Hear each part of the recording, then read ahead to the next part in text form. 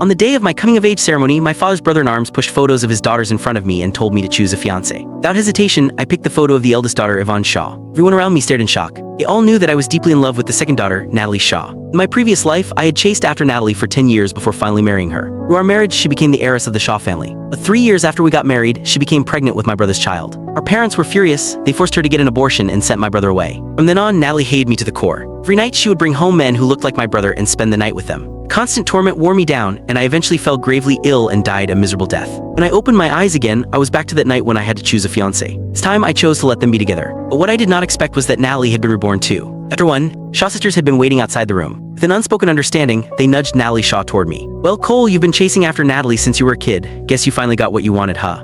Tusk, you're the eldest son of the Franklin family. Do you really have to be this desperate?" Natalie crossed her arms and stared at me in mockery. "So, you've set your sights on me, huh? I know our parents have talked about this marriage, but I'd advise you not to get your hopes up. If your family's offer doesn't meet my expectations, I won't marry you." Her voice was cold and disdainful. Her self-serving attitude was exactly the same as in the previous life. A love had never meant anything to her. I looked at her and said indifferently, "Natalie, you're not the only daughter in the Shaw family." Her arrogance dropped a notch as soon as I said that. Confused glances passed between the sisters. Our family's friendship dated back to the founding of the nation. It had made a pact that the next generation would unite the family through marriage. As the engagement did not happen in our parents' generation, it was passed down to us. Shaw family even declared that whoever married me would inherit the family legacy. After a beat of silence, Natalie let out a soft chuckle. "Cole, you seriously think that weak attempt would get to me?" Shaw sisters recovered from their brief pause and chilled with her. "Natalie, our family business will reach new heights with you at the helm. Just don't forget about us when you're running the show." Natalie basked in their flattery with a smug grin plastered across her face. After a while, she cast me a dismissive glance. "You've spent 10 years chasing after me. Who else would even want you? Let me make one thing clear." He gestured for the other Shaw sisters to leave the room. "To avoid repeating the same mistakes, I'll marry you, but my heart belongs to Matthew.